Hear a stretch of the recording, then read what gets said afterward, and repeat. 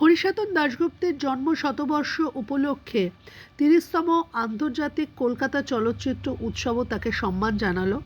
উৎসবের ষষ্ঠ দিনে তার পরিচালনায় ছবি একই অঙ্গে এত রূপ এবং তার তৈরি ডকুমেন্টারি কোনারক দেখানো হলো উৎসবে।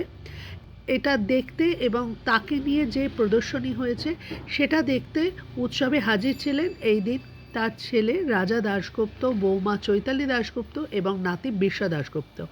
উৎসব প্রাঙ্গণে এসে উৎসব কেমন লাগছে বা আগামী দিনে তাদের পরিকল্পনা সব নিয়েই কথা বললেন আমাদের সঙ্গে।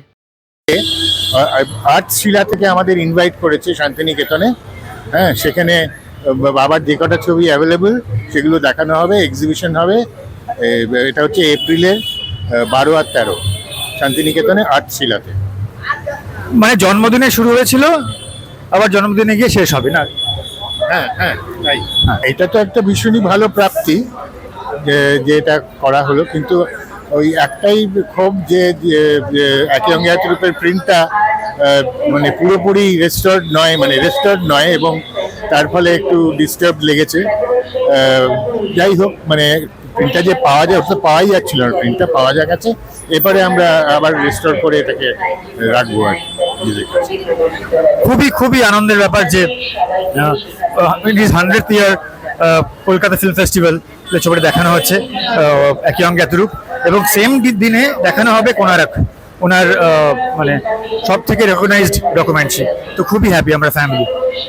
আরেকটা জিনিস জানতে চাইবো, এই যে শতবর্ষে আরো অনেকেই তো শ্রদ্ধা জানানো হচ্ছে, তো এরকমভাবে নতুন প্রজন্মকে জানাতে গেলে একটা তোমরা এই ফ্যামিলিতে বিলং করছো, কখনো মনে হয় না এবং শুধু বিলং করা নয়, তুমি নিজেও একটা ক্রিয়েটার, আগামী প্রজন্মের কাছে পুরোনোদেরকে কিভাবে করা উচিত বলে তোমার মনে হয়?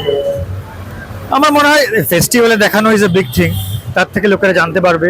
এবং ওই যে যেটা বাবা বললেন যে রেস্টোর করতে হবে, রেস্টোর করে প্রপারলি জিনিসটাকে ডিজিটাইজ ভার্সনটা থাকতে হবে, মানে ইউটিউবে বা কোথাও প্ল্যাটফর্মে যেখানে যেখানে ইয়াং ছেলেমেয়েরা দেখে ছবি, তো সেভাবেই থাকবে। কারণ এখন তো আর ডিভিডি বিসিডি বেরোবে না, তো ওইভাবেই মানে সোশ্যাল প্ল্যাটফর্মে থাকতে হবে।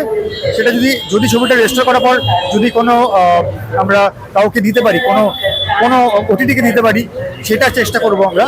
সেটা একবার রেস্টোর প্রিন্টটা আসলে তার অ্যাকচুয়ালি চেষ্টাটা করতে হবে।